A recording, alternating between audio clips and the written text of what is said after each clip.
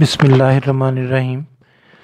Mathematics में basic maths में जो हमने काम शुरू कर रखा है उसमें आज लेक्चर नंबर 20 है हमारे पास और रेशो से रिलेटेड क्वेश्चन है। लेकिन रेशो के क्वेश्चन हमने पहले भी किए हैं, लेकिन इसमें देखिए क्या नई चीज़ हमें मिलेगी। मैं पहले क्वेश्चन पढ़ता हूँ। The number of students in 3 classes is in the ratio 2:3:4। अगर यहाँ तक क्वेश्चन को समझ लें पहले, तो उसने कहा है कि एक स्कूल है, उसके अंदर 3 क्लासेस को उन्होंने ऑब्ज़र्व किया, तो उसमें जो नंबर ऑफ़ स्टूडेंट्स थे उनको एग्जैक्ट उनकी वैल्यू तो ना बताई, हाँ उनकी रेशो बता दी कि पहली क्लास जो है उसके अंदर 2, दूसरी में 3 और तीसरी में 4।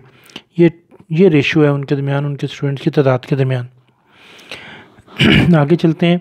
If 12 students are increased in each class, admission हुए नए हर क्लास में, पहली क्लास में, दूसरी में, तीसरी में 12 स्टूडेंट, हर क्लास में 12 स्टूडेंट का जो है वो इजाफा हो गया। और अब उन्होंने कहा कि हम फिर आपको एक इन्फॉर्मेशन देते हैं, ये तो नहीं बताते कि नंबर ऑफ़ स्टूडेंट उनमें क्या है, हाँ उनकी जो नई रेशो है वो बता देते हैं कि नई रेशो जो है वो 8, 11 और 14 की रेशो बन गई। अब वही 3 क्लासेज जिनकी रेशो 2, 3, 4 थी, अब उनके दरमियान जो रेशो बनी वो 8, 11 और 14 बनी। डिमांड की तरफ चलते हैं, उसकी रिक्वायरमेंट क्या है। तो कहता है जी find the total student in 3 classes at beginning. कहता है तीनों क्लासेस में जो शुरू में स्टूडेंट थे जिनकी उसने रेशो दी हुई है, कहता है कि उनकी जो एग्जैक्ट उनकी तादाद थी जो वो हमें बताइए। जी क्वेश्चन को आपने अंडरस्टैंड करना जो है वो बड़ा ज़रूरी होता है। फिर कैसे करते हैं वो शुरू करते हैं अभी। सबसे पहले मैंने गिवन में से पहली बात को उठाया, तो मैंने लिखा कि given ratio in 3 classes is 2, 3 और 4 की रेशो है। देन क्या हुआ, हर क्लास में जो स्टूडेंट है वो अगर हमें पता चले तो फिर हम आगे बात ईजीली कर सकेंगे। याद रखिएगा, जब कोई रेशो हमें चीज़ों की बताता है और एग्जैक्ट वैल्यू नहीं बताता, तो उसके लिए तरीकाकार ये होता है कि अपनी तरफ से तीनों को किसी एक ख़ास नंबर से मल्टीप्लाई करके कहते हैं कि ये उनकी तादाद है, क्योंकि रेशो में कोई ना कोई नंबर जो है वो कॉमन होता है।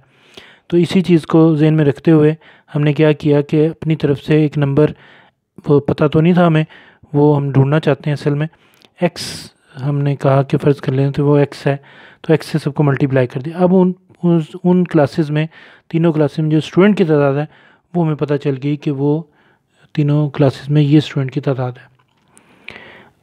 यहाँ पे रोक दिया बात को। अब हमने कहा कि उसने उसकी दूसरी इन्फॉर्मेशन से हमने कहा कि उसने ये कहा था कि हर क्लास में जो 12 स्टूडेंट जो हैं उन्हें ऐड कर दें, उनका एडमिशन जो है वो हर क्लास में 12 स्टूडेंट को ऐड कर दें in each class, then the ratio will be. तो अब नई रेशो क्या बनेगी। अब जो पहले उनकी जो तादाद थी वो अभी हमने बनाई थी, वो थी 2x, 3x और 4x।